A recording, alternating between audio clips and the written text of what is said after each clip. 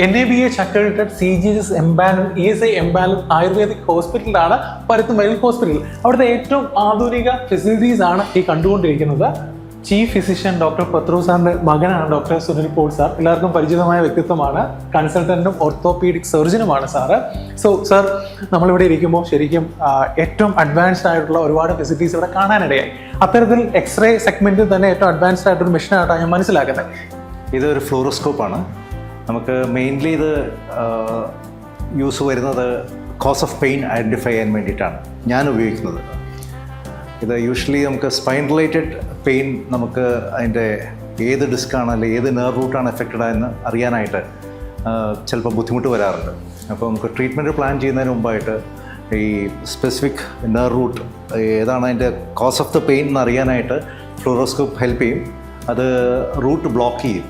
അപ്പോൾ ഏത് root block ചെയ്യുമ്പോഴാണ് പെയിൻ മാറുന്നതനുസരിച്ച് നമുക്ക് അനുമാനിക്കാം പേഷ്യൻറ്റിന് പെയിൻ ഉണ്ടാകുന്നത് ആ ഭാഗത്തു നിന്നാണ്. അപ്പോൾ അതിന് വളരെ ഉപകാരപ്രദമായ ഒരു സംഭവമാണത് ഫ്ലൂറോസ്കോപ്പ് അഥവാ സിയാം എന്ന് പറയും. യൂഷ്വലി ഓർത്തോപീഡിഷ്യൻസ് ഏറ്റവും കൂടുതലായിട്ട് യൂസ് ചെയ്യുന്ന ഒരു ഇൻസ്ട്രുമെൻ്റാണത്. ഫ്ലാറ്റ് സ്ക്രീനാണ്. ഇപ്പോൾ എല്ലാ ഹോസ്പിറ്റൽസിനും ഓൾമോസ്റ്റ് ആയിട്ടുണ്ട്. പക്ഷേ ആയുർവേദ സെക്ടറിൽ ഇത് ഒട്ടും ഉണ്ടാവില്ല.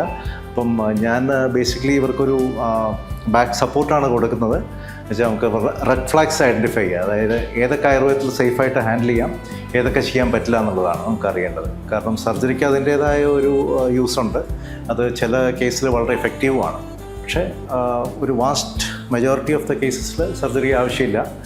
കൺസർവേറ്റീവ് പ്ലാനിങ് ആണ് ആവശ്യമുള്ളൂ. പക്ഷേ നമുക്കപ്പോൾ root cause of the problem അറിയാനായിട്ട് ഇത്തരം ടെക്നോളജിയൊക്കെ ഹെൽപ്പ് ചെയ്യും.